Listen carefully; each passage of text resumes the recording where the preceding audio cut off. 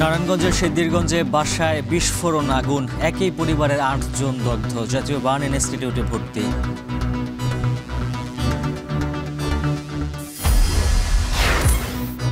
তীব্র স্রোত ভাঙনে অস্তিত্ব সংকটে পাটুরিয়া ফেরিঘাট, বাড়তি টোলের চাপ, অব্যবস্থাপনায় রূপসা ঘাটে ভোগান্তি চরমে। ডাকসুতে প্রার্থীর ছড়াছড়ি, ভিপি পদেই লড়ছেন ৪৮ জন। গণ অভ্যুত্থানে নেতৃত্বদানকারীর পাশাপাশি আছেন আলোচিত অনেকে। যুক্তরাষ্ট্রের নায়াগ্রা থেকে নিউ ইয়র্ক ফেরার পথে বাস খাদে, নিহত বেড়ে ৫, গুরুতর আহতদের এয়ার অ্যাম্বুলেন্সে হাসপাতালে ভর্তি।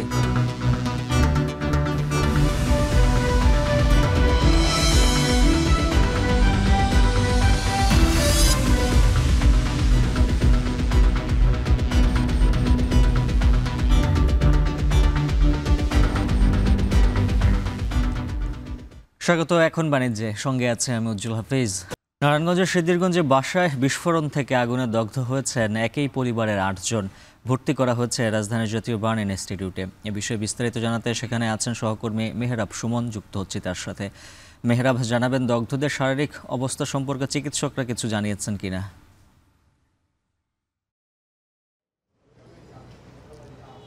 উজ্জ্বল, নারায়ণগঞ্জের সিদ্ধিরগঞ্জে গ্যাস লিকেজের মাধ্যমে ৮ জন দগ্ধ হয়েছে, তারা আবার একই পরিবারে।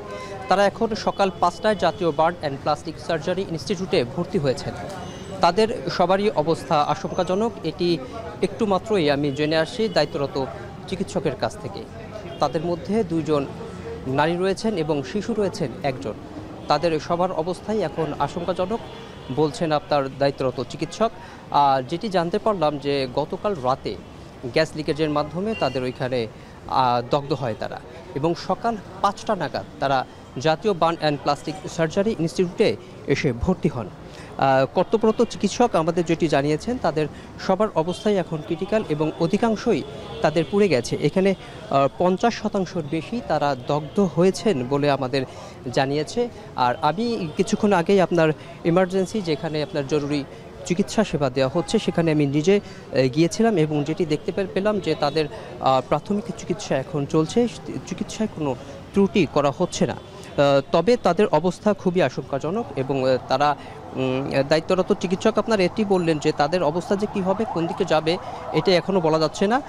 তারা আরও ৬ ঘন্টা পর্যবেক্ষণের পর তারা শিফট করবে রুগীকে, কোথায় আইসিইউতে দিবেন নাকি আপনার জেনারেল বেড অথবা কোনো কেবিনে দিবেন। এটি ছিল তাদের কাছ থেকে। আবার সর্বশেষ তথ্য জাতীয় burn and plastic surgery institute থেকে সর্বশেষ। উজ্জ্বল, বার্ন ইনস্টিটিউট থেকে যুক্ত ছিলেন মেহরাব সুমন। পদ্মা সেতু চালু হলেও একটু গুরুত্ব কমেনি পাটুরিয়া দৌলতদিয়া নৌপথের। চাপ কিছুটা কমলেও এখনও প্রতিদিন পারাপার হচ্ছে ১.৫ থেকে ২ হাজার যানবাহন এবং কয়েক হাজার যাত্রী। তবে বর্ষা মৌসুমে তীব্র স্রোত আর ভাঙনে অস্তিত্ব সংকটে পাটুরিয়ার ফেরিঘাট। স্থানীয়দের অভিযোগ, আগে থেকেই প্রতিরোধমূলক ব্যবস্থা নিলে ঠেকানো যেত ক্ষয়ক্ষতি, আর ঘাট সংস্কারে উদ্যোগ নেয়ার দাবি বিএডব্লিউজি এর। আসাদ জামানের প্রতিবেদনে থাকছে বিস্তারিত। দক্ষিণ পশ্চিমাঞ্চলের ২১ জেলার মানুষের ঢাকার সঙ্গে যোগাযোগের অন্যতম মাধ্যম পাটুরিয়া দৌলতদিয়া নৌপথ। ২০০২ সালে আরিচা থেকে স্থানান্তর করে পাটুরিয়ায় নির্মাণ করা হয় ফেরিঘাট। সেই সময় থেকেই দেশের দক্ষিণ পশ্চিমাঞ্চলের ২১ জেলার যাত্রী ও যানবাহন চলাচলের অন্যতম ভরসা হয়ে ওঠে এই নৌপথটি। তবে এবারের বর্ষা মৌসুমে তীব্র স্রোত আর ভাঙনের কারণে একের পর এক সংকটে পড়েছে এই ফেরিঘাট। এর আগে চলতি মাসের ৫ তারিখে সম্পূর্ণ বিলীন হয়ে গেছে পাটুরিয়ার লঞ্চঘাট। শুধু তাই নয়, ভাঙনে নদীগর্ভে তলিয়ে গেছে ঘাট এলাকার আশপাশের ৫টি ঘরবাড়ি ও একটি মুরগির খামার। আমার তো 2টা মুরগির শেড অলরেডি চলে গেছে। আমার বাড়ির পাশে আরও একটা বাড়ি নদীতে চলে গেছে আর কি। আর ও 2টা আমার শেড এখন হুমকির মুখে আছে। আমরা ঘাটের বাসিন্দা, আমরা ঘাটে বসবাস করি। আমাদের বাড়ি ঘর, ফসলি জমি সবই চলে যায়, তাহলে তো আমরা বাঁচতে পারবো না। সরকারের কাছে দাবি থাকবে এই পাটুরিয়া ঘাট যেন স্থায়ীভাবে একটা বাদ দেওয়া যায়। ভাঙনে সবচেয়ে বেশি হুমকিতে আছে ৩, ৪ ও ৫ নম্বর ফেরিঘাট। গত ২ সপ্তাহে একাধিকবার ডুবে গেছে এসব ঘাটের র্যাম্প। ফলে প্রতিদিনই গাড়ি ওঠানামায় সৃষ্টি হয়েছে ভোগান্তি। এখানে বস্তা ফালানো হইতেছে না তাড়াতাড়ি, তার জন্য ঘাট ভেঙে যেতেছে। 4 নাম্বার ঘাট তো ভেঙে গেছেই, 3 নাম্বার অর্ধেক কাজ ভেঙে গেছে, অনেক কষ্ট হইতেছে মানুষের যাত্রীর। যে কোনো মুহূর্তে যদি পাড়টা ধসে যায় তো যানমাল বা গাড়ি মানুষজন সবই তো বিপদের মুক্ত হবে। প্রত্যেকটা গাড়ি ঘন্টার পর ঘন্টা বসে থাকে, যাত্রী বাস, তারপরে আপনার পণ্যবাহী গাড়ি সবগুলা আমাদের খুবই কষ্ট হয়। ফেরিঘাটে উঠতে একটু কষ্ট হয়, যে এই রাস্তাটা একটু ভাঙাচোরা, যদি ইট ফালা দেয় তাহলে একটু ভালো হয় আর কি। ঘাট সংস্কারে স্বল্প পরিসরে কাজ শুরু হয়েছে বলে জানান বিআইডব্লিউটি এর নির্বাহী প্রকৌশলী। আর ঝুঁকির মধ্যেও জনস্বার্থে ফেরি সার্ভিস চালু রাখা হয়েছে বলে জানান বিআইডব্লিউটিসির কর্মকর্তা। পাটুরিয়া আগে কোনো ভাঙন ছিল না, কারণ আপাতত ফেরি সার্ভিসটা চালু রাখার সাথে যে কাজগুলো আমাদের করার দরকার সেই কাজগুলো আমরা এখন করতেছি। পরবর্তী বাজারের জন্য আমরা আমাদের মন্ত্রণালয় বলছি, কোনো সিদ্ধান্ত আসে নাই, একটা সিদ্ধান্ত আসলে তখন বৃহৎ কাজগুলো করা হবে। ভাঙন তো অলরেডি প্রতিদিনই হচ্ছে এবং আমাদের ঘাটগুলি টিকিয়ে রাখতে খুব কষ্ট হচ্ছে। স্রোতের কারণে খুব আমরা ঝুঁকির মধ্যে আছি, আর এই ঝুঁকির মধ্যে নিয়েই আমরা সর্বোচ্চ চেষ্টা করে আমাদের ফেরিগুলি আমরা চালিয়ে রাখতেছি। এখনই স্থায়ী উদ্যোগ না নিলে দেশের অন্যতম গুরুত্বপূর্ণ এই নৌপথ বড় ধরনের হুমকির মুখে পড়বে বলে আশঙ্কা স্থানীয়দের। আসাদ জামান, এখন, মানিকগঞ্জ। জনসাধারণের পারাপারে খুলনায় সব থেকে বড় ঘাট হিসেবে পরিচিত রূপসা ঘাটে এখন চরম অব্যবস্থাপনা, মালিকানা নিয়ে দ্বন্দ্ব, সরকারি কোষাগারে কম রাজস্ব জমাসহ সংস্কারের কোনো উদ্যোগ নেই এ ঘাটে। এদিকে দিনের পর দিন ভোগান্তি বেড়েই চলছে হাজার হাজার মানুষের। বাড়তি টোলের চাপ ও টোল আদায়কারীদের দুর্ব্যবহারের শিকার হতে হচ্ছে পারাপারকারীদের। রয়েছে ঘাটের দখল নিয়ে টানাটানির চিত্র। রামিম চৌধুরীর প্রতিবেদন, ক্যামেরায় ছিলেন হেলাল মোল্লা। বাচ্চা কাচ্চা নিয়ে ব্যাগ নিয়ে যত সমস্যা সব আমাদের। এই ভাঙা পল্টনে এইখানে একটা নোটিশ দিছিল যে এই পল্টনের লোক নামানো চলাচল নিষেধ, ওরা সেটা ছিঁড়ে ফেলাই দিছে। বা যদি টাকা কম দেয় আটকায়, জনগণ এত বেশি বিব্রতকর অবস্থায় পড়তেছে এই টোলের কারণে। এই টোল ক্যামেরা দেখে ভোগান্তির কথা জানাতে আসেন খুলনার রূপসা ঘাট পার হওয়া যাত্রীরা। দিনের পর দিন ঘাটের পারাপারে ভোগান্তি এখন চরমে পৌঁছেছে।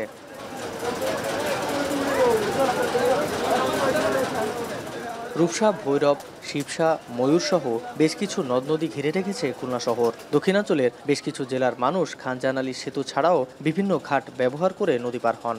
এর মধ্যে সবচেয়ে বেশি পার হন রূপসা ঘাট দিয়ে। প্রতিদিন এই ঘাট ব্যবহার করেন প্রায় 50,000 মানুষ। ঘাটের অব্যবস্থাপনায় হতাশ স্থানীয়রা। ঘাটের দুপাশে রয়েছে দুটি পল্টন। কিছুদিন আগে পল্টন পরিবর্তন করলেও উঁচু হওয়ায় পারাপারের সমস্যায় পড়ছে মানুষ। প্রায়ই ঘটছে দুর্ঘটনা। পল্টনে ওঠার গ্যাংওয়ের অবস্থাও বেশ খারাপ। অব্যবস্থাপনা আর এই যে মানুষের সাথে দুর্ব্যবহার, এগুলো আসলে নেওয়ার মতো না। আমরা এর একটা প্রতিকর সমাধান চাই। করে যে অ্যাক্সিডেন্ট করে লোক মারাও যেতে পারে, অনেক কিছু হইতে পারে। এই যে ব্রিজটা দেখতেছেন, এই যে ব্রিজটা দেখেন কি অবস্থা। গণ অভ্যুত্থানের পর রূপসা ঘাট পারাপারে দিতে হয় বাড়তি টাকা। টাকা না দিলে হেনস্থার শিকারও হতে হয়। এই ঘাটের ঠিক পাশেই রয়েছে জেলখানা ঘাট। সেখান থেকে প্রতিদিন হাজারো মানুষ পার হলেও নেওয়া হয় না টোল। কোনো প্রকার সংস্কার ছাড়াই বেশি হারে টোল আদায় অনুচিত বলে মনে করছেন অনেকেই। তবে অনিয়মের কথা অস্বীকার করছে টোল আদায়কারীরা। আগে তো 1 টাকা, এখন 2 টাকা নেই, এটাই মানুষের বিরক্ত। যাতায়াতে সামান্য 1-2 টাকার জন্য এটা তো সম্পূর্ণ অবৈধ। আমাদের সাধারণ মানুষের দাবি টোল তুলে দেওয়া হোক, অনতিবিলম্বে একটা ফেরির ব্যবস্থা করে দেওয়া হোক। আমরা এই যে বারবার কাজ করাই, যে কোনো জিনিসের পরিচালনা না থাকলে টেকে না। আমরা আমাদের সরকারি ইজারা অনুযায়ী আমরা টাকা নিই। খুলনার এই রূপসা ঘাট থেকে বেশ মোটা অঙ্কের একটি টাকা আয় হয়, যার কারণে এই ঘাট নিয়ে সারা বছরই টানাটানি চলে বিভিন্ন মহলে। এখান থেকে কোটি টাকা ভাগাভাগিরও অভিযোগ রয়েছে। বর্তমানে সাধারণ মানুষের কাছ থেকে দ্বিগুণ টাকা আদায় করা হলেও সরকারি কোষাগারে জমা হচ্ছে সামান্য কিছু টাকা। আগে ঘাটের টোল আদায় করত খুলনা সিটি কর্পোরেশন। অভ্যুত্থানের পর নিয়ন্ত্রণে নেয় অভ্যন্তরীণ নৌ পরিবহন কর্তৃপক্ষ। সেপ্টেম্বর থেকে খাস ডাকের মাধ্যমে জনপ্রতি 2 টাকা করে টোল আদায়ে রাজস্ব আদায় দ্বিগুণ হওয়ার কথা থাকলেও ঘটছে উল্টো। গত 1 বছরে সংস্থার কোষাগারে জমা হয়েছে মাত্র 25,08,000 টাকা। এছাড়াও আলী আকবর নামে এক ইজারাদার প্রতি মাসেই বাড়িয়ে যাচ্ছে ইজারার মেয়াদ। তবে এবার আনুষ্ঠানিক বিজ্ঞপ্তি দিয়ে ওপেন টেন্ডারের ডাক দেওয়ায় রাজস্ব বাড়বে বলে জানায় বিআইডব্লিউটিএ। নৌপথটা স্বাভাবিক রাখতে কিন্তু নিয়মিত আমাদের ওই নৌপথে মার্কা, বয়া, বিকন এবং বাতি এই সমস্ত স্থাপন করা হয়ে থাকে। ঘাটে সংশ্লিষ্ট কর্তৃপক্ষের নজরদারি প্রয়োজন বলে মনে করছেন নাগরিক নেতারা। পাশাপাশি নিয়মতান্ত্রিক পদ্ধতিতে ইজারা দেওয়ার কথা জানান তারা। হরিলুটের মতো অবস্থা, সেখানে একদিকে যাত্রীরা ট্রলার ভাড়া দিয়ে আসেন, তারা আবার দুই পারে টোল দেন, সেই টোল আবার বৃদ্ধি করা হয়েছে, নৌকা ভাড়া বৃদ্ধি করা হয়েছে, এবং আরেকটা সবচেয়ে দুঃখজনক যে মানুষের হাতে একটা বোঝা বা ব্যাগ থাকলে টাকা দিতে হবে, তাদের লেবার কাজে লাগাক আর না লাগাক। ইজারাদারদের দৈরাত্য থেকে রেহাই পেতে টোলমুক্ত ঘাট চান স্থানীয়রা। রামিম চৌধুরী, এখন, খুলনা। বন্যার পানি কমতে শুরু করলেও দুর্ভোগ কমেনি কুষ্টিয়ার দৌলতপুর সীমান্তবর্তী উপজেলার রামকৃষ্ণপুর ও চিলমারি ইউনিয়নের বানভাসী মানুষের চলমান পরিস্থিতিতে বন্যা কবলিত দুর্গতদের পাশে সরকারের পাশাপাশি এগিয়ে এসেছেন বিভিন্ন রাজনৈতিক দল ও স্বেচ্ছাসেবী সংগঠনও। এ নিয়ে বিস্তারিত জানাতে চিলমারি থেকে যুক্ত আছেন মেজবাউদ্দিন পলাশ। পলাশ, জানাবেন পানিবন্দী মানুষের খাবার ও পানীয় জলের কোনো সংকট রয়েছে কিনা?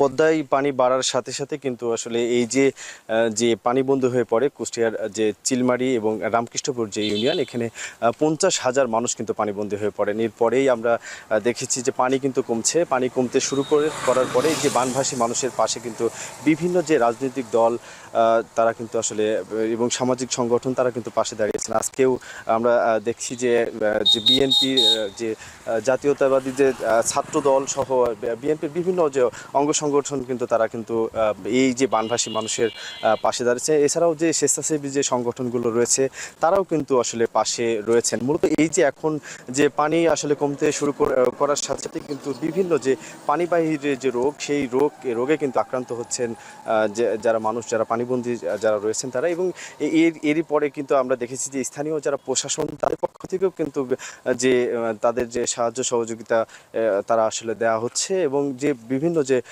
এই যে রোগে আক্রান্তর ফলে কিন্তু যে তাদের কিন্তু মেডিকেল টিম গঠন করা হয়েছে। আমি একটু আগেও কথা বলেছি কুষ্টিয়ার যে দৌলতপুর উপজেলার নির্বাহী কর্মকর্তা, তিনি আসলে আমাকে জানিয়েছেন যে মেডিকেল টিম সহ অন্যান্য যে বিশুদ্ধ যে পানি সেগুলো কিন্তু আসলে তারা বিতরণ করছেন। এছাড়াও যে এই যে বড় একটি এলাকা, মূলত এইটি কিন্তু আসলে কৃষি যে একটি এলাকায়, সেখানে কিন্তু যে বিভিন্ন ফসল কিন্তু আসলে পানিতে তলিয়ে গেছে, এবং এরপরে কিন্তু 1000 হেক্টর যে ফসলি যে জমি সেখানে কিন্তু আসলে ক্ষতিগ্রস্ত হয়েছে। এবং সেই কৃষকদের কিন্তু মূলত তারা তালিকা করে কিন্তু তারা কৃষকদের বিভিন্নভাবে তারা প্রণোদনা দিবেন বলেও আসলে তারা জানিয়েছেন। মূলত এরপরে একটু বলে রাখি যে এই যে পানি বাড়ার সাথে সাথে কিন্তু বিভিন্ন এলাকায় কুষ্টিয়ার বিভিন্ন এলাকায় কিন্তু পদ্মা নদীর কিন্তু একটু ভাঙন কিন্তু আসলে দেখা দিয়েছে, এবং ভাঙন প্রতিরোধে পানি উন্নয়ন বোর্ডের যারা কর্মকর্তারা রয়েছেন তারা বলছেন যে ঝুঁকিপূর্ণ যে এলাকাগুলো রয়েছে সেই এলাকাগুলো তারা কঠোর নজরদারি রয়েছেন, এবং এবং তারা আসলে সেখানে পানি উন্নয়ন বোর্ডের যারা কর্মকর্তারা রয়েছেন তারা সজাগ রয়েছেন। এছাড়াও একটু বলি, আমি এই নিয়ে কথা বলছি কুষ্টিয়ার জেলা প্রশাসকের সাথে। তিনি বলছেন যে বানভাসী মানুষের যেন তাদেরকে সাহায্য সহযোগিতা করতে কিন্তু তারা এরই মধ্যে তারা বিভিন্ন পদক্ষেপ তারা নিয়েছেন, এবং যাতে তাদের যে নিরাপদ আশ্রয়ের যে তাদেরকে নেওয়ার জন্য যে কাজগুলো সেটিও চালাচ্ছে। এবং এটি আসলে বলে রাখি একটু, তারা দাবি উঠেছে যে বানভাসী মানুষের, তারা বলছেন যে এই যে এলাকায় আশ্রয়ন প্রকল্প আসলে যে আশ্রয়ন আসলে হলে কিন্তু তারা কিন্তু এই এলাকাগুলো তারা কিন্তু সেখানে আশ্রয় নিতে পারেন বলে তারা জানিয়েছেন। এই ছিল আমার কাছে উজ্জ্বল। মেজবাউদ্দিন পলাশ জানাচ্ছিলেন কুষ্টিয়ার বন্যা পরিস্থিতির খবর। রাজশাহী অঞ্চলের নির্বাচন কর্মকর্তাদের সাথে মতবিনিময় সভায় কথা বলছেন প্রধান নির্বাচন কমিশনার এম নাসির উদ্দিন। চলে যাচ্ছে সেখানে। তাকিয়ে আছে, ইতিহাস আমাদের দিকে তাকিয়ে আছে। আপনারা জানেন যে আমাদের মাননীয় প্রধান উপদেষ্টা একটা ঐতিহাসিক নির্বাচন, সুষ্ঠু সুন্দর নির্বাচন উপহার দেওয়ার প্রতিশ্রুতি ব্যক্ত করেছেন। আমরা ওনার প্রতিশ্রুতির সাথে একাত্মতা ঘোষণা করেছি, এবং ওনার প্রতিশ্রুতি যাতে অক্ষর অক্ষরে পালিত হয় সেভাবেই আমরা প্রস্তুতি নিচ্ছি। প্রথমত আমি ওইভাবে শুরু করি যে নির্বাচন হবে কি হবে না, কোনো এক রাজনৈতিক দলের বক্তব্য থেকে আসছে যে নির্বাচন হবে না। দেখেন, আমরা নির্বাচন কমিশনে আমরা কোনো রাজনৈতিক বক্তব্য দ্বারা গাইডেড না, আমরা কোনো রাজনীতির মধ্যে ঢুকতে চাই না। আমাদের কাজ হচ্ছে সরকার যখন চাচ্ছে আমরা নির্বাচনটা অর্গানাইজ করা আমাদের দায়িত্ব, আমরা এর মধ্যে থাকবো, কোনো রাজনৈতিক বিতর্কে আমরা যেতে চাই না।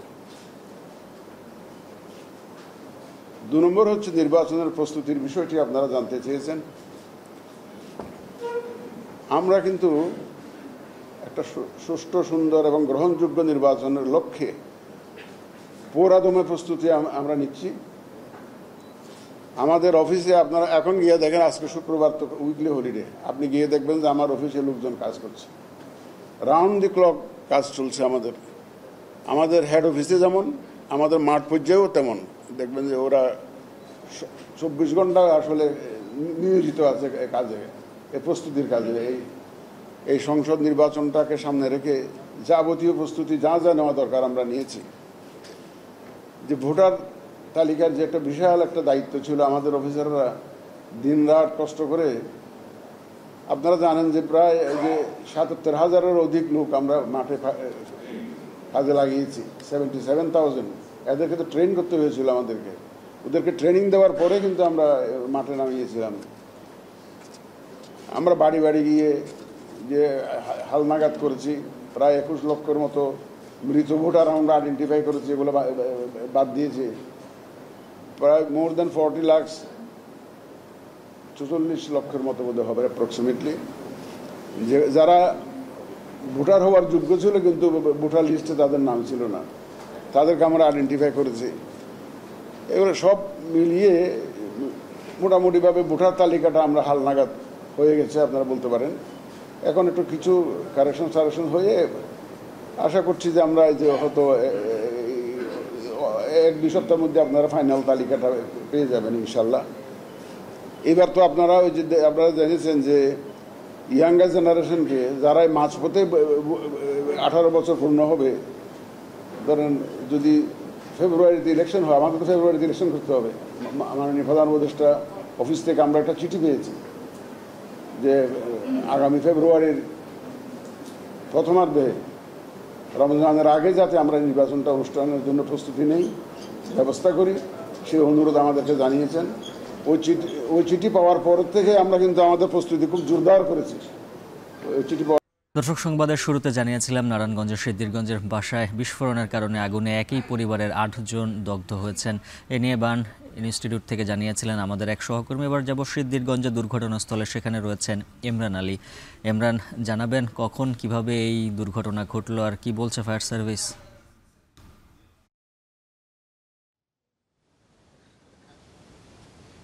জি, গত রাতে আনুমানিক 3:15টার দিকে সিদ্ধিরগঞ্জের নাসিক 1 নং ওয়ার্ডের এই বাড়িটিতেই বৈদ্যুতিক শর্ট সার্কিট থেকে অগ্নিকাণ্ডের ঘটনা ঘটে। আমাদেরকে ফায়ার সার্ভিস তেমনটি জানিয়েছিল। তো ফায়ার সার্ভিস সেই অগ্নিকাণ্ডের খবর পেয়ে 3:30টার দিকে তারা ঘটনাস্থলে আসে এবং 2টি ইউনিট কিন্তু সেই সময় তাৎক্ষণিক আগুন নিভাতে কাজ করে। এবং আমাদেরকে ফায়ার সার্ভিস আরও যেটি জানিয়েছে যে তারা পৌঁছানোর আগে স্থানীয়রা দগ্ধদেরকে উদ্ধার করে স্থানীয় একটি হাসপাতালে নিয়ে যায়। সেখান থেকে তাদেরকে প্রাথমিক চিকিৎসা শেষে ঢাকা মেডিকেলে প্রেরণ করা হয়। তো আমরা এখন রয়েছি সেই দুর্ঘটনা কবলিত বাড়িটির সামনে। আমরা যেই বাড়িটির সামনে আছি সেই বাড়িটি হচ্ছে নারায়ণগঞ্জ সিটি কর্পোরেশনের পূর্ব পাইনাদি মিজমিজি জাকির খন্দকার ভিলা নামে একটি বাড়ি। সেই বাড়িটিতেই অগ্নিকাণ্ডের ঘটনাটি ঘটে। তো এখানে আমরা স্থানীয়দের সাথে কথা বলেছি এবং এখানে তাদের এক স্বজনের সাথেও আমরা এসে কথা বলেছি। তো আমাদেরকে যেটি জানিয়েছে যে প্রাথমিকভাবে আমরা 8 জনের নাম জানতে পেরেছিলাম, পরে এখানে এসে আমরা আরও একজনের নাম জানতে পারি। সেখানে কিন্তু শিশু এবং বৃদ্ধ সহ 9 জনের কথা আমরা জানতে পেরেছি এবং তারা সবাই কিন্তু ঢাকা মেডিকেল কলেজে চিকিৎসাধীন আছে। এবং যেই দুর্ঘটনার যে বিষয়টি আমাদেরকে জানানো হয়েছে ফায়ার সার্ভিস থেকে, সেটি হচ্ছে যে গত রাতে আনুমানিক 3:15টার দিকে বৈদ্যুতিক শর্ট সার্কিট থেকে একটি দুর্ঘটনা ঘটে এবং সেখানে বাসার যে একটা ফ্রিজ ছিল, আমাদেরকে বলা হয়েছে সেই ফ্রিজের কম্প্রেসার বাস্ট হয়ে অগ্নিকাণ্ডের ঘটনাটি ঘটে এবং সেই থেকেই হচ্ছে একই পরিবারের এই 9 জন দগ্ধ হয় এবং তাদেরকে প্রাথমিকভাবে স্থানীয়রা উদ্ধার করে আর স্থানীয় ক্লিনিকে নিয়ে যায় এবং সেখান থেকেই কিন্তু ঢাকা মেডিকেল কলেজে পাঠানো হয়। তো আমরা এখানে রয়েছি এবং স্থানীয়রা এখানে আছে এবং বিষয়টি নিয়ে পুলিশও কাজ করেছে। পুলিশের পক্ষ থেকে আমাদেরকে একই বক্তব্য দেওয়া হয়েছে এবং ফায়ার সার্ভিসের পক্ষ থেকে আমাদেরকে একই বক্তব্য দেওয়া হয়েছে। জি, এখন এই মুহূর্তে তারা সবাই বার্ন ইউনিটে রয়েছে। তো এই ছিল নারায়ণগঞ্জের দুর্ঘটনা কবলিত অগ্নিকাণ্ডের দুর্ঘটনা কবলিত এই স্থান থেকে সবশেষ। নারায়ণগঞ্জের সিদ্ধিরগঞ্জ থেকে যুক্ত ছিলেন ইমরান আলী। ঢাকা বিশ্ববিদ্যালয়ে কেন্দ্রীয় ছাত্র সংসদ নির্বাচনের প্রাথমিক প্রার্থী তালিকায় ২৮টি পদের বিপরীতে প্রার্থী ৪৬২ জন, ভিপি পদে ৪৮ জন, জিএসএ ১৯ জন আর এজিএসএ ২৮ জন প্রার্থী। এবারের নির্বাচনে রেকর্ড সংখ্যক প্রার্থী হলেও আলোচনায় আছেন কেউ কেউ। শীর্ষ ৩ পদের জন্য যেসব প্রার্থী আলোচিত তারা কেউ দলীয় পরিচয়ের কারণে, কেউ গণ অভ্যুত্থানে অবদানের জন্য, আবার কেউ ভালো ফলাফল কিংবা সুবক্তা হওয়ার জন্য আলোচিত। এমন সব হেভিওয়েট প্রার্থীদের পরিচয় তুলে ধরেছেন ফরহাদ বিন নূর।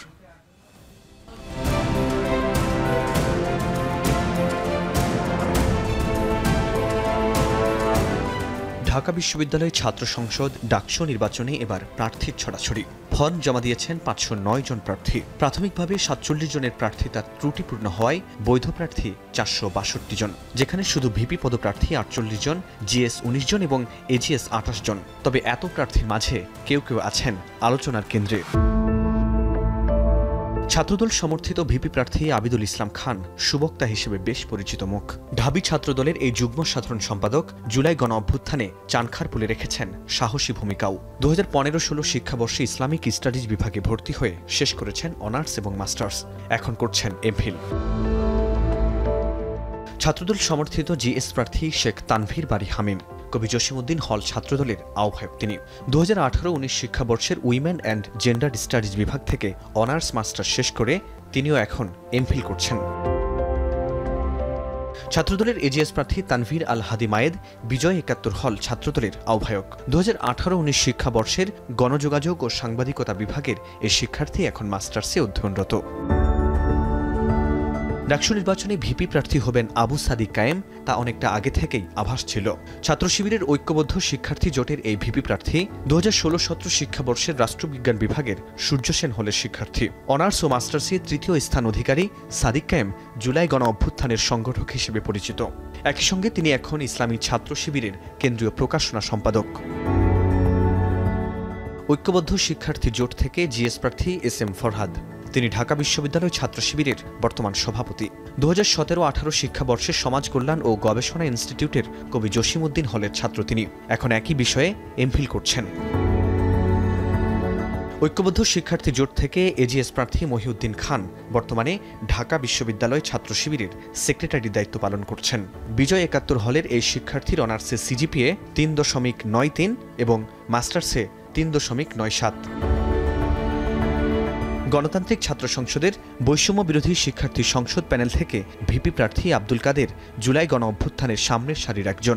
তিনি বিজয় ৭১ হলের ২০১৮-১৯ সেশনের সমাজ কল্যাণ বিভাগের শিক্ষার্থী, এখন মাস্টার্সে পড়ছেন। ফজলুল হক মুসলিম হলের ২০১৯-২০ সেশনের ভূতত্ত্ব বিভাগের শিক্ষার্থী আবু বাকের মজুমদার বর্তমানে মাস্টার্সে অধ্যয়নরত। বৈষম্য বিরোধী শিক্ষার্থী সংসদ প্যানেল থেকে জিএস প্রার্থী আবু বাকের মজুমদারও জুলাই গণ অভ্যুত্থানের সামনের সারির যোদ্ধা। জুলাইয়ের আরেক সংগঠক উমামা ফাতেমা স্বতন্ত্রভাবে প্যানেল দিয়েছেন ডাকসু নির্বাচনে। স্বতন্ত্র শিক্ষার্থী ঐক্য প্যানেল থেকে ভিপি প্রার্থী উমামা কবি সুফিয়া কামাল হলের ২০১৮-১৯ সেশনের প্রাণ রসায়ন ও অনুপ্রাণ বিজ্ঞান বিভাগের শিক্ষার্থী, এখন মাস্টার্সে পড়ছেন তিনি। জিয়াউর রহমান হলের ২০১৮-১৯ সেশনের বাংলা বিভাগের শিক্ষার্থী মাহিন এখন মাস্টার্সে অধ্যয়নরত। এই জিএস প্রার্থীও জুলাইয়ের সামনের সারির যোদ্ধা। এনসিপি থেকে সদ্য বহিষ্কৃত মাহিন সরকারের নেতৃত্বে আরেকটি স্বতন্ত্র প্যানেলের নাম সমন্বিত শিক্ষার্থী সংসদ। ডাকসু ফর চেঞ্জ নাম দিয়ে প্যানেল দিয়েছে ছাত্র অধিকার পরিষদ। ভিপি প্রার্থী বিনিয়ামিন মোল্লা সংগঠনের সভাপতি। স্যার এএফ রহমান হলের ২০১৪-১৫ সেশনের লোক প্রশাসন বিভাগের এই শিক্ষার্থী এখন মাস্টার্সে পড়ছেন। তিনিও বিভিন্ন আন্দোলন সংগ্রামের সামনের সারির একজন। ডাকসু নির্বাচনের দাবিতে করেছেন অনশনও। ২০১৯ নির্বাচনে শামসুন্নাহার হল সংসদের নির্বাচিত ভিপি শেখ তাসনিম আফরোজ ইমি এবার কেন্দ্রীয় ছাত্র সংসদের ভিপি প্রার্থী। জাতীয় নাগরিক কমিটির সাবেক এই সদস্য নিজে কোনো সংগঠনের সাথে সম্পৃক্ত না হলেও এবার প্রার্থী হলেন বাম সংগঠনগুলোর নেতৃত্বাধীন প্রতিরোধ পর্ষদ প্যানেল থেকে। ঢাকা বিশ্ববিদ্যালয় সংসদ ছাত্র ইউনিয়নের সভাপতি মেঘমুল্লার বসু প্রতিরোধ পর্ষদ প্যানেল থেকে জিএস প্রার্থী, তিনি জগন্নাথ হলের শিক্ষার্থী। ২০১৫-১৬ সেশনে অনার্সে শান্তি ও সংঘর্ষ অধ্যয়ন বিভাগে ভর্তি হলেও এখনও শেষ হয়নি স্নাতক, পড়ছেন চতুর্থ বর্ষে। এত প্রার্থীর ভিড়ে কে কতটা এগিয়ে তা নির্বাচনের দিন যত ঘনিয়ে আসবে তা হয়তো আরও পরিষ্কার হবে। ফরহাদ বিন নূর, এখন, ঢাকা। সেপ্টেম্বরে কমতে পারে বৃষ্টি, আর এতে জমে থাকা পানি থেকে বাড়তে পারে এডিস মশা, এমনটাই মনে করছেন বিশেষজ্ঞরা। এছাড়াও স্বাস্থ্যসেবা অধিদপ্তরের তথ্য বলছে প্রায় প্রতিদিনই বাড়ছে ডেঙ্গু রোগীর সংখ্যা। তাই ডেঙ্গু নিয়ন্ত্রণে সম্মিলিতভাবে কাজ করার আহ্বান জনস্বাস্থ্য বিশেষজ্ঞদের। আরও জানাচ্ছেন সিউল আহমেদ। ঋতুর দিনপঞ্জিতে বর্ষা ফুরিয়েছে। শরতের নীলাকাশ আর শুভ্র মেঘের দিনগুলোতেও কখনো কখনো বৃষ্টির দেখা মিলছে রাজধানীতে, যা থেকে বিভিন্ন স্থানে জমে থাকা পানিতে ঘটছে এডিসের বিস্তার। স্বাস্থ্য অধিদপ্তরের তথ্য বলছে এবছর জানুয়ারি থেকে আগস্ট পর্যন্ত ডেঙ্গু রোগীর সংখ্যা প্রায় ২৭,০০০-এর বেশি। প্রায় প্রতিদিনই এ রোগীর সংখ্যা বাড়ছে, আর ডেঙ্গুতে আক্রান্ত হয়ে মৃত্যুর সংখ্যা ১১০-এর বেশি। এছাড়াও প্রতিদিনই হাসপাতালগুলোতে ডেঙ্গু রোগীর সংখ্যাও বৃদ্ধি পাচ্ছে। বৃষ্টি আরও কমে গেলে জমে থাকা পানিতে বাড়তে পারে এডিসের বিস্তার।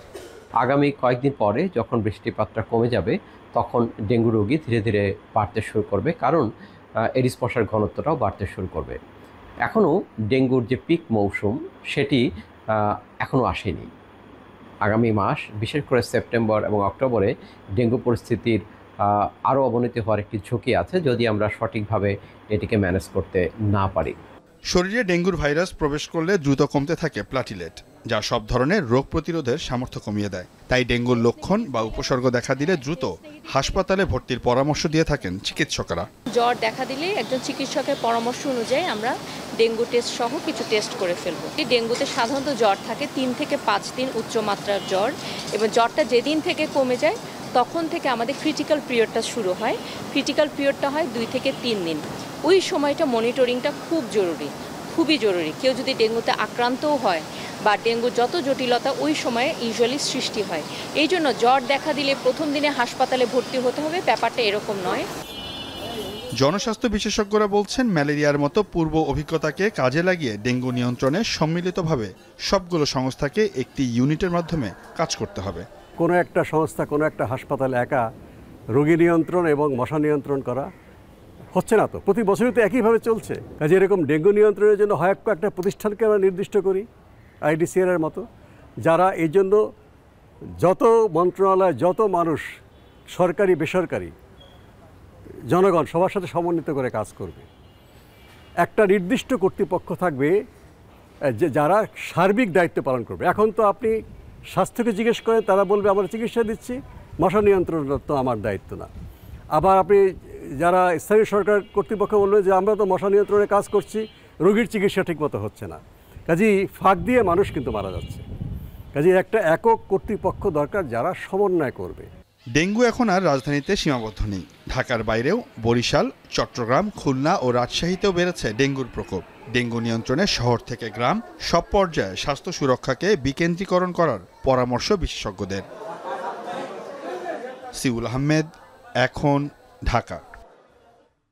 হিলি স্থলবন্দর দিয়ে ভারত থেকে চাল আমদানি বেড়েছে, এতে বন্দরের পাইকারি পর্যায়ে প্রভাব পড়তে শুরু করেছে। এরই মধ্যে কেজিতে দাম কমেছে 2 টাকা। চালের আমদানি ও দরদাম নিয়ে আরও জানাতে হিলি স্থলবন্দর থেকে যুক্ত আছেন সোহেল রানা। সোহেল, জানাবেন ভারত থেকে কি পরিমাণ চাল আমদানির অনুমতি পেয়েছেন ব্যবসায়ীরা, আর চালের দাম আরও কমার সম্ভাবনা রয়েছে কিনা?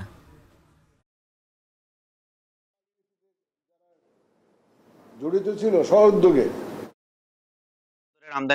আমদানিকারকরা প্রায় 90,000 মেট্রিক টন চাল আমদানির অনুমতি পেয়েছে এবং এখন পর্যন্ত এই বন্দরে প্রায় 14,428 মেট্রিক টন চাল কিন্তু প্রবেশ করেছে। এবং এই চালগুলো বন্দরে প্রবেশ করবার পর বন্দরে যে শুল্ক জটিলতা ছিল সেটি কিন্তু কাটিয়ে গত 19 আগস্ট থেকে বন্দর থেকে কিন্তু চাল খালাস কার্যক্রম শুরু হয়েছে। এবং চাল খালাস যখন কার্যক্রমটা শুরু হয়েছে তখন কিন্তু আমদানির যে গতি সেটি আমরা দেখেছি অনেকটা বৃদ্ধি পেয়েছে। কারণ আগে আমরা দেখেছি শুরুর দিকে 20 ট্রাক কিংবা 25 টাকা আমদানি হতো চাল, এখন কিন্তু সেই পরিমাণ বেড়ে দাঁড়িয়েছে প্রায় 90 ট্রাক পর্যন্ত। আমরা গত বৃহস্পতিবার যেটি দেখেছি সপ্তাহের শেষের দিন, সেই দিন কিন্তু প্রায় 98 ট্রাকে 4,228 মেট্রিক টন চাল আমদানি হয়েছে। অর্থাৎ রেকর্ড পরিমাণ চাল কিন্তু একদিনেই বন্দর দিয়ে আমদানি হয়েছে। এবং এই আমদানি বিপুল পরিমাণ হওয়ার কারণে এবং পুরোদমে খালাস কার্যক্রমটি শুরু হওয়ার কারণে বন্দরের যে চালের দাম সেটি কিন্তু কেজিতে প্রায় 2 টাকা কমেছে। আমরা দেখেছি শুরুর দিকে যেখানে এখানে বন্দরে প্রতি কেজি চাল বিক্রি হয়েছে 69 থেকে 77 টাকা, সেটি এখন কমে প্রায় 66 টাকা 67 টাকা কেজি দরে বিক্রি হচ্ছে। এবং এই বন্দরে দুই ধরনের চাল চাল ভারত থেকে বিশেষ করে আমদানি হচ্ছে। একটি হচ্ছে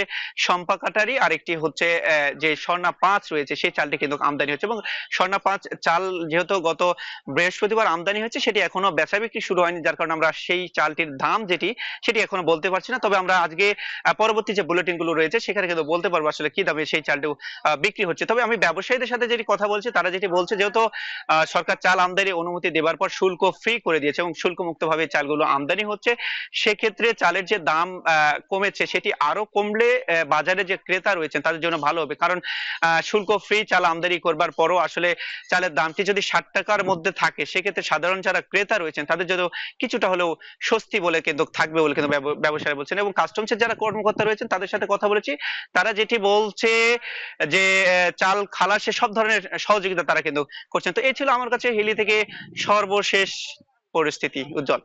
তৃণমূল পর্যায়ে স্বাস্থ্যসেবা নিশ্চিতে কমিউনিটি ক্লিনিক নিজেই জরাজীর্ণ। ঝালকাঠির 97টি কমিউনিটি ক্লিনিকের মধ্যে 30টিতে ঝুঁকিপূর্ণ ভবনে চলছে সেবা কার্যক্রম। অনেক সময় খসে পড়েছে পলেস্তারা, দেবে গেছে ভবনের মেঝে। ভারী বর্ষণ ও জোয়ারের পানি প্রবেশ করায় ঝুঁকি আরও বাড়ছে। এছাড়া 22 ধরনের ওষুধ সরবরাহের কথা থাকলেও সংকট থাকায় তাও মেলে না।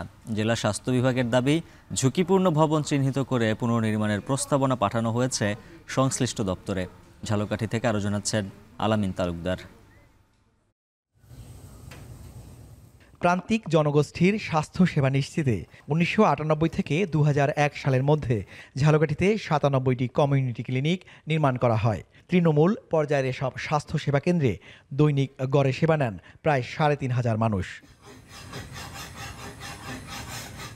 উপকূলীয় জেলাটিতে দীর্ঘদিনেও এসব কমিউনিটি ক্লিনিকের ভবনগুলোয় কোনো সংস্কারের ছোঁয়া লাগেনি। এতে অনেক ভবনের ছাদ ও দেয়াল থেকে খসে পড়ছে পলেস্তারা। ভারী বর্ষণ ও জোয়ার জলোচ্ছ্বাসের সময় ডুবে থাকে ভবনের মেঝে। এতে কোথাও দেবে গেছে, কোথাও ভেঙেছে, সাথে দরজা জানালার অবস্থাও বেহাল। জেলার বেশিরভাগ কমিউনিটি ক্লিনিক ভবনে এমন নাজুক পরিস্থিতি। এরই মধ্যে 97টি ভবনের 4টি ঝুঁকিপূর্ণ এবং 26টিকে অতি ঝুঁকিপূর্ণ হিসেবে ঘোষণা করেছে স্বাস্থ্য প্রকৌশল বিভাগ। ক্লিনিকের অবস্থা তো এখন যে পানি পড়ে, ওখান যে ছাদ পড়ে গুড়ি গুড়ি, বাথরুমে পানি নেই, আন্ধার হয়ে থাকে। ছাদের অবস্থা খারাপ, ছাদ ঝরিয়ে পানি পড়ে, এরপর ওয়ালের অবস্থা খারাপ, নিচে ফ্লোরের অবস্থা খারাপ। কিন্তু সরকারের দেখা উচিত যে ক্লিনিকগুলোয় ভালো কিছু দেওয়ার, যাতে আমরা ভালো সুযোগ সুবিধা পাই। এসব ঝুঁকিপূর্ণ ভবনেই চলছে দৈনন্দিন সেবা কার্যক্রম। এতে ছোটখাটো দুর্ঘটনা সহ মাঝে মধ্যেই বিপদে পড়তে হচ্ছে স্বাস্থ্যকর্মীদের, যা প্রভাব ফেলছে সেবার মানে। সেবাদাতারা বলছেন, ভালো সেবা নিশ্চিতে প্রয়োজন সুস্থ ও নিরাপদ পরিবেশ। ক্লিনিক থেকে ঝুঁকিপূর্ণ অবস্থায় আমার কাজ করতে হচ্ছে এবং আমার রোগীরাও সেবা নিচ্ছে ঝুঁকির মধ্যে। ভবনের অবস্থা বেশি একটা ভালো না, ড্যাম পড়ে গেছে অনেক, এখান থেকে সব খুলে খুলে পড়তেছে রং টং। নিজেরাও ঝুঁকি নিয়ে থাকি। অনেক সময় দেখা যায় ছাদ ভেঙে আমার মাথায় অনেক সময় পড়ে এবং রোগীদের মাথায় গুঁড়া অনেক সময় পড়ে, কিন্তু এর ভিতরে দিয়েই আমরা তাদেরকে সেবা দিয়ে যাচ্ছি। জেলা স্বাস্থ্য বিভাগের দাবি, লবণাক্ততার কারণেই এমন বেহাল ভবনগুলো। তবে এরই মধ্যে ঝুঁকিপূর্ণ ভবনগুলো চিহ্নিত করা হয়েছে। সমস্যা সমাধানে জরাজীর্ণ ভবনগুলো পুনর্নির্মাণের জন্য সংশ্লিষ্ট দপ্তরে প্রস্তাবনা পাঠানো হয়েছে। তো 30টি কমিউনিটি ক্লিনিকেই পুনর্নির্মাণের জন্য আমরা ঊর্ধ্বতন কর্তৃপক্ষের কাছে প্রস্তাবনা পাঠিয়েছি। এগুলির অনুমোদন পেলে এই কমিউনিটি ক্লিনিকগুলো পুনর্নির্মাণ করা সম্ভব হবে। অতিবৃষ্টির জন্য অথবা জোয়ারের পানি বাড়লে কমিউনিটি ক্লিনিকতে পানি উঠে যায় এবং এই 30টি জরাজীর্ণ কমিউনিটি ক্লিনিক রিপেয়ারের জন্য অথবা পুনর্নির্মাণের জন্য আমরা সংশ্লিষ্ট প্রতিষ্ঠানকে বলেছি এবং অতি সত্বরই এর ব্যবস্থা নেবে বলে আমাকে আশ্বাস দিয়েছে। অবকাঠামোগত সমস্যার পাশাপাশি ঝালকাঠির কমিউনিটি সেবা কার্যক্রমে আছে ওষুধের সংকট।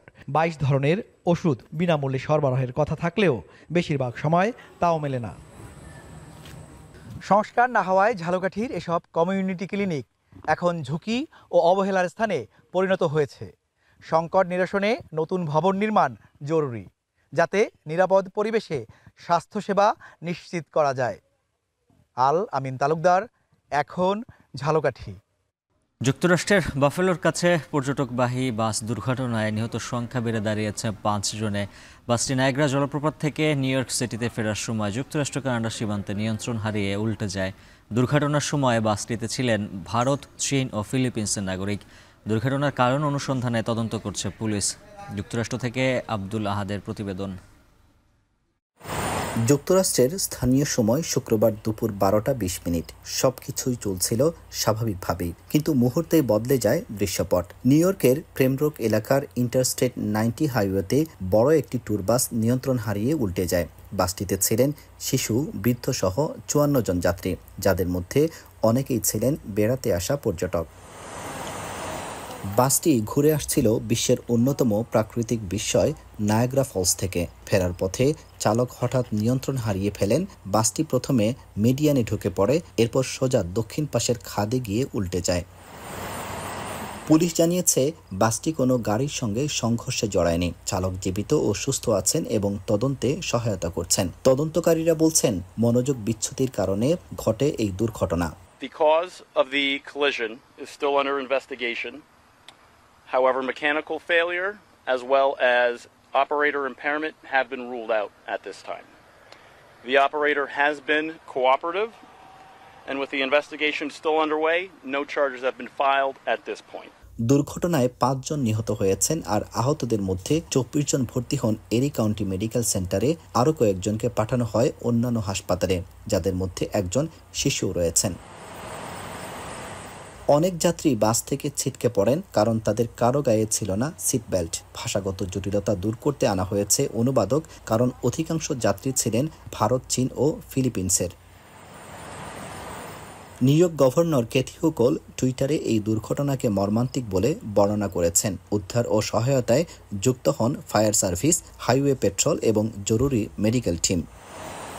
আব্দুল আহাদ, এখন নিউ ইয়র্ক, যুক্তরাষ্ট্র।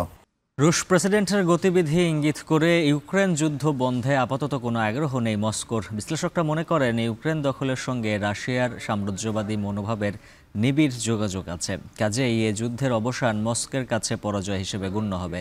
তবে ডনবাসের নিয়ন্ত্রণ নেয়ার শর্তের সঙ্গে প্রাকৃতিক সম্পদ দখলের সম্পর্ক নেই বলে মনে করেন বিশ্লেষকরা। তাদের দাবি, ইউক্রেনের দুর্গ হিসেবে পরিচিত এই অঞ্চলটি দখল করতে পারলে একেবারে কোণঠাসা হয়ে পড়বে কিয়েভ।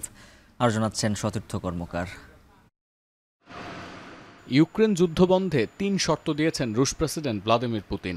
স্পষ্ট বলেছেন, নেটোতে যোগদান না করা, আঞ্চলিক অখণ্ডতার প্রশ্নে ইউরোপ থেকে সেনা সহায়তা নেয়ার পরিকল্পনা বাতিল করা ছাড়াও ডনবাসের নিয়ন্ত্রণ রাশিয়াকে না দিলে সংঘাত থামাবে না মস্কো। রয়টার্স বলছে, পুতিনের 3 শর্তের মধ্যে সবচেয়ে গুরুত্বপূর্ণ কয়লা ও ইস্পাত শিল্পে সমৃদ্ধ এই ডনবাসের দখল নেয়া। ক্রেমলিন জানিয়েছে, ডনবাসের যে কটি শহর এখনও ইউক্রেনের নিয়ন্ত্রণে, সেখান থেকে সেনা প্রত্যাহার করতে হবে কিয়েভকে। বিপরীতে জাপোরিজিয়া ও খেরসনের দিকে অগ্রসর হতে থাকা রুশ সেনাদের আপাতত থামার নির্দেশ দেবে মস্কো। মার্কিন পর্যবেক্ষক দল ও ওপেন সোর্সের তথ্য বলছে, এই মুহূর্তে ডনবাসের 88% এবং জাপোরিজিয়া ও খেরসনের 73% নিয়ন্ত্রণ আছে রুশ সেনাদের দখলে। বিশ্লেষকরা বলছেন, একবার দনেস্ক ও লুহান্স্কের নিয়ন্ত্রণ পেলে কোনোভাবেই ইউক্রেন থেকে সেনা প্রত্যাহার করবে না রাশিয়া, বরং ইউক্রেনীয় ভূখণ্ডের নিয়ন্ত্রণ বাড়াতে অভিযান আরও তীব্র করতে পারে মস্কো। শিল্পপ্রধান এই অঞ্চলটি আসলে ইউক্রেনের দুর্গ হিসেবে কাজ করছে। এ কারণেই ডনবাস দখলে মরিয়া পুতিন। বিশ্লেষকদের দাবি, ডনবাস হাতে এলে পশ্চিম দিকে ভূখণ্ড সম্প্রসারণের সুবিধা পাবে মস্কো।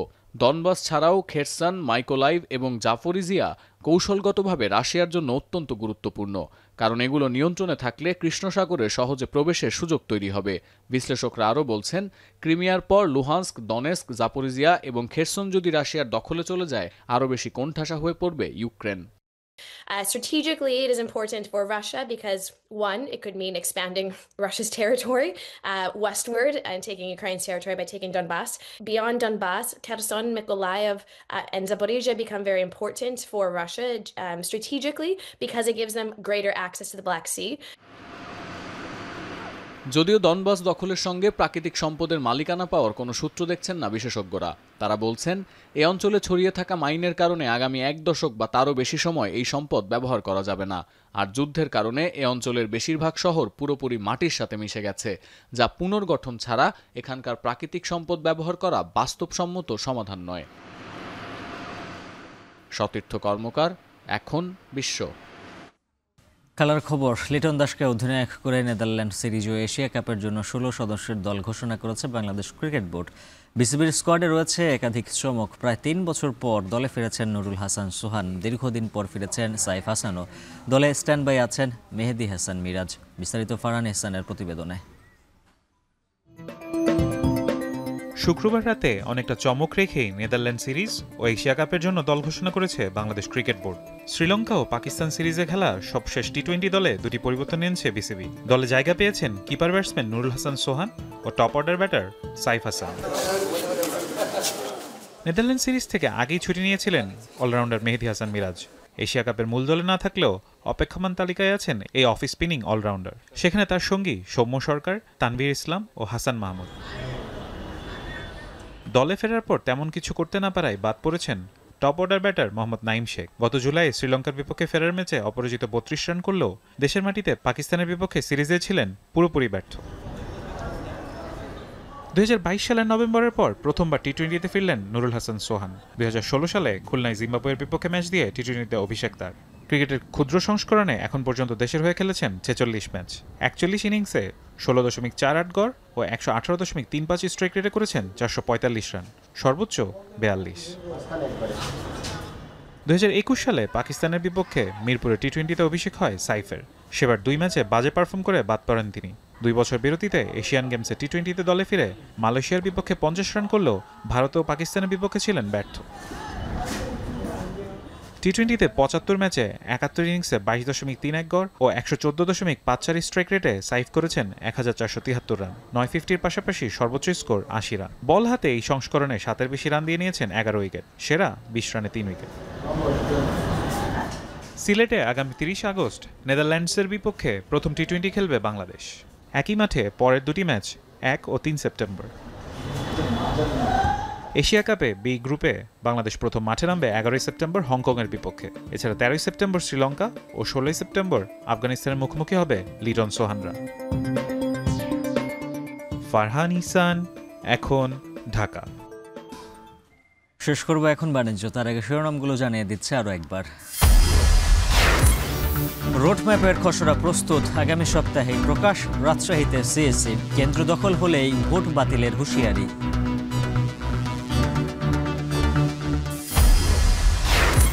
ডাকসুতে প্রার্থীর ছড়াছড়ি, ভিপি পদেই লড়ছেন 48 জন। গণ অভ্যুত্থানে নেতৃত্বদানকারীর পাশাপাশি আছেন আলোচিত অনেকে।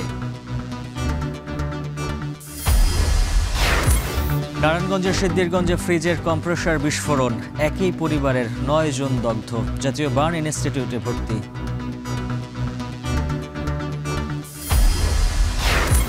তীব্র স্রোত, ভাঙনে অস্তিত্ব সংকটে পাটুরিয়া ফেরিঘাট। বাড়তি টোলের চাপ, অব্যবস্থাপনায় রূপসাঘাটে ভোগান্তি চরমে।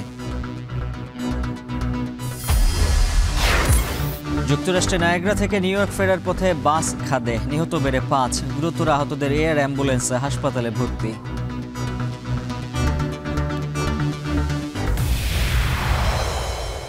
আর এই ছিল এখন বাণিজ্যের আয়োজন। এখন টেলিভিশন ওয়েবসাইটে দেখুন এখন.tv, ফেসবুকে দেখুন facebook.com/tv.এখন, আর ইউটিউবে দেখুন youtube.com/c/echontv।